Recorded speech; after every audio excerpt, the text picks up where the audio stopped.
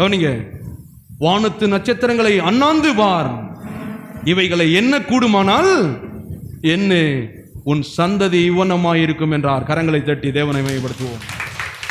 நான் சொல்றேன், இன்னைக்கு ₹1 வழி இல்லாம கூட இருக்கலாம். உபாகமம் 1 சொல்லப்பட்டிருக்கிறது, இப்பிருப்பதை பார்க்கிலும் தேவ வார்த்தையை விசுவாசத்தோடு ஆர்வத்தோடு நீங்கள் கேட்டால் இப்பிருப்பதை பார்க்கிலும், உங்க பொருளாதாரம் இல்லை, பணம் இல்லை, உங்க குடும்பம் இல்லை, 1000 மடங்கு பலிகி பெருகும். சொல்லுங்க எல்லாரும், இப்பிருப்பதை பார்க்கிலும். நிறைய பேருக்கு விருப்பம் இல்லைன்னு நினைக்கிறேன். விருப்பம் இல்லாதவங்க சொல்ல முடியாது, ஆனா விருப்பம் இருக்குன்னு சொல்லுவாங்க. அவங்க சவுண்டே வேற மாதிரி இருக்கும். இந்த இந்தியா ஜெயிச்சு வேர்ல்டு கப் வாங்கும்போது பார்த்துருக்கீங்களா? ஒரு ஆர்ப்பரிப்பு இருக்கும் பாருங்க. ஜெயிச்சு உடனே கிரவுண்டெல்லாம் ஆர்ப்பரிப்பாங்க, பார்த்துருக்கீங்களா? ஜெயிச்சுனுடைய ஆர்ப்பரிப்பே வேற மாதிரி இருக்கும். நாம் சொல்றது பாருங்க, இப்போ இருப்பதை பார்க்கலாம் அப்படின்னு நம்ம பிசாசு சொல்லிடுவோம். ஐயோ சொல்லம்மா, இப்போ இருப்பதை பார்க்கிலும் 1000 மடங்கு பலிகி பெருகுவேன் என்று என்னை படைத்த தேவன் சொன்னார், அதை நான் சொல்லுகிறேன். கரங்களை தட்டி தேவனை மகிமைப்படுத்தும். சொல்லி தன் சொன்னபடி ஆகும் என்று, அதான் சொல்லுங்கன்றது. சொல்லுங்க, சொல்லி சொல்லி தான் இந்த சபையை பண்ண இல்லையா? அப்ப ஆபிரகாம் பாருங்க, அண்ணாந்து பாருன்றாரு, இது என்ன கூடுமானால் ஒன்றும் இல்லை, இவ்வளவும் கொடுக்கறதுக்கு ரெடியா இருக்கிறேன், நீ வாங்கிறதுக்கு ரெடியா இருக்கியா அப்படின்னு சொல்லி. அடுத்தது, இதோ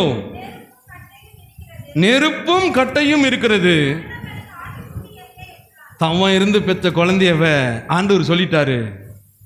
இப்ப இவன் விசுவாசம் புள்ளம்மால் இருக்குதா எம்மால் இருக்குதா டெஸ்ட் பண்ணணும்.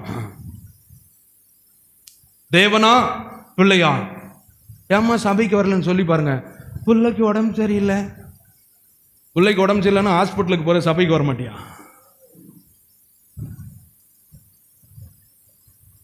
அங்க போனா முடியாதுன்னு சொல்லுவாங்க, இங்க வந்தால் முடியும் என்றாரே.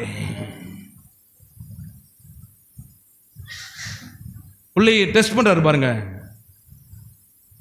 ரொம்ப நாள் கழிச்சு தவ இருந்து பெற்ற 17 வயசு ஈசாக்கை கொண்டு வந்து மோரியா என்கிற மலையில் என்ன பண்ணு, வழியிடுன்னு. பையன் கேட்குறான், விறகெல்லாம் ரெடியா இருக்குது, கட்டை ரெடியா இருக்குது, கத்தி ரெடியா இருக்குது, நெருப்பு ரெடியா இருக்கிறது, தகன பலிக்கான ஆட்டுக்குட்டி எங்கே எங்கே? நீங்களாம் கேட்பீங்க, சபைக்கு தான் போற, ரட்சிப்பு இருக்குது, இருந்தாலும் கடன் பிரச்சனைக்கு பதில் எங்கே?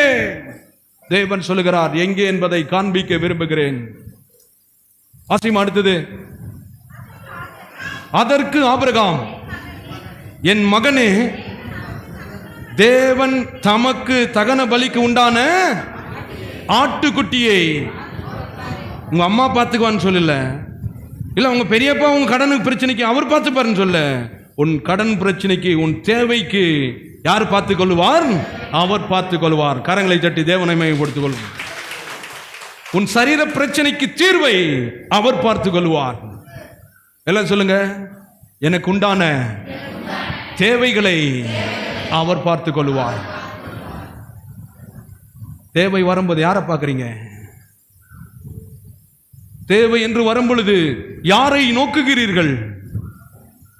தேவன் வார்த்தை கேட்பது ரொம்ப அவசியமான ஒன்று. நிறைய பேர் சபைன்னா ஏதோ போகணும், அல்லேலூயா ஆமென் சொல்லிட்டு வந்துட்டுங்க, சீரியஸான ஒரு இடம்.